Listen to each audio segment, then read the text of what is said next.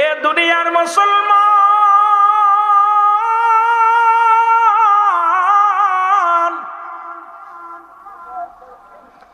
অমুসলিম রায় পেয়ে অত্যন্ত খুশি হয়ে গেলেন। বলে মুসলমানদের রায় ঠিক আছে, ন্যায় পরায়ণ, সত্যের সন্ধানে মুসলমান নীতির উপর অটল। মুসলমান ব্যক্তি বলেন, না, আমি এই রায় মানি না, কারণ এই রায় যাবে আমার পক্ষে, ইহুদির পক্ষে চলে গেল। নবীজির আইন, নবীজির বিচার আমি মানি না। কার বিচার মানি না? আপনারা কি মানেন? কারা কারা মানেন? হাত উঠতে এত দেরি কেন? নবীর ফয়সালার উপরে কোনো ফয়সালা নাই। মুনাফিক মুসলমানরা বলে, আমি রায় মানি না। বলে যাব কোথায় যাব? কয়ে যাব আবু বক্করের কাছে। যেহেতু আবু বক্কর রাসূলের চাইতে 6 মাসের বড়। কয় মাসের? 6 মাসের বড়। সেহেতু তার কাছে গেলে সঠিক বিচারটা আমি পাবো, চলো যাই। ইহুদি বলে, ভাই আপনার নেতা হলো রাহমাতাল লিল আলামিন, আপনার নেতা হোক, যেটা রায় দিছে এই রায় আমি মেনে নিলাম, আপনি কেন মানছেন না? কয় মানি না, চলো আবু বক্করের কাছে যায়।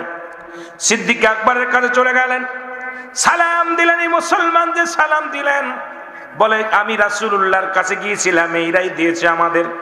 এই রায়টার মধ্যে, রায়টা এই জমি জমা নিয়ে দুটি চক্রান্তর নিয়ে আমরা দুজনেই কথা বলল, মুসলমান এবং ওই ইহুদি কথা বললেন। হযরত আবু বকর শুনে বললেন, এর আগে কে রায় দিছে? কয় রাসূলুল্লাহ রায় দিছে। কয় রাসূলুল্লাহর যে রায়, এরপরে আমি আবু বকর হাত চলবে না, কলম দেয়া চলবে না। আমার নবীর রায় যারা মানে না, এরপরে আমি কোনো রায় দিতে পারবো না। আমার রায়ু, এই বিচার, এই রায়টা হবে, আমার রায়ু হয় ইহুদির পক্ষে। জোরে জোরে চিল্লায় বলেন মারহাবা। ইহুদির পক্ষে রায় দিয়ে দিলেন, কিন্তু মুসলমান, ইহুদি মেনে নিলেন, কিন্তু মুসলমান মানলেন না। বলো চলো যাই খাত্তাবের বেটা উমরের কাছে। আল্লাহু আকবার বলেন। ইহুদি বলে, ভাই যেহেতু আবু বকর হলো রাসূলুল্লাহ চাইতে 6 মাসের বড়, তার কাছে গেলেন, বিচার আমার দিয়ে দিছে, রায় দিছে আমার, আবার কার কাছে যেতে হবে? বলেন না, এই রায় আমি মানি না, কারণ খাত্তাবের বেটা উমর রায় দিবে, সঠিক রায় দিবে, তার কাছে গেলে রায় পাওয়া যাবে। উমরের কাছে গেলেন, খলিফার কাছে যায় বললেন, হুজুর আপনার কাছে বিচারের জন্য আসছি। বলে কিসের বিচার? বলে গিয়েছিলাম রাসূলুল্লাহর কাছে। মুসলমান শুনেন, সব কথা শোনা পর বলেন, এর আগে কার কাছে গিয়েছিলেন? বলে গিয়েছিলাম রাসূলুল্লাহর কাছে। তারপরে কার কাছে গিয়েছিলেন? ভাই গিয়েছিলাম আবু বকরের কাছে। বলে রায় কি হয়েছে? রায় ইহুদির পক্ষে গেছে, আমি মানতে পারি নাই, কারণ আমি মুসলমান, রায়টা আমার পক্ষে আসবে। ওমর বলে, দাঁড়ান আমি একটু আসছি ভিতর থেকে। ভিতরে চলে গেলেন, যে খোলা তরবারি নিয়ে একবার বাইর হয়ে আসি, এক ডাক দেখে, মুসলমান আমার সামনে আয়। একটা কবে, এক কবের সঙ্গে সঙ্গে মুসলমান শুনে নেন, শুনে নেন, ওই মুসলমানের কাল্লাটা দ্বিখণ্ডিত করে ফেলছে। জোরে জোরে চিল্লায় বলা যাবে না মারহাবা। এক কবে শিরচ্ছেদ। লোকজন মক্কা মদিনার বুকে হইচই লেগে গেল। উমর ফারুক মুসলমান হত্যা করেছে। কি হত্যা করেছে? জোরে বলেন না। মুসলমান হত্যা করেছে, দাড়িওয়ালাকে হত্যা করেছে, টুপিওয়ালারে হত্যা করেছে, কুরআন আলারে হত্যা করেছে, কুরআন আলারে হত্যা করেছে। বিচার, সবাই আশ্চর্য হয়ে গেলেন, কেমন বিচার? উমরের কাছে কেমন বিচার? মুসলমানদের হত্যা করেছে। মুসলমানদের ভিতরে একটা বেঁধে গেল, হইচই বেঁধে গেল। মুসলমান সবাই বিচার চাই রাসূলুল্লাহর কাছে আসলেন। নবীজি বিচার করবে উমরের, কারণ উমর যে মুসলমান হত্যা করেছে, বিচার হবে। আমার আল্লাহ কয়, জিবরিল তাড়াতাড়ি যাও, আমার হাবিবের জানায় আসো, আমার উমর কোন মুসলমানকে হত্যা করে নাই, আমার উমর হত্যা করেছে একজন মুনাফিককে। ও মুসলমান শুনে নেন। সুতরাং মুসলমানদের মধ্যে বড় মুনাফিক যারা আমার নবীর রায় মানতে পারে নাই, আমি আল্লাহ তার বিপক্ষে চলে যায়। আমার রাসূল যার পক্ষে আছে, আমি তার পক্ষে। সুতরাং আমার রাসূলের রায় যিনি মানতে পারে না, উমরের কাছে সে হত্যা হয়েছে, সুতরাং সে মুনাফিক, সে মুসলমান নয়।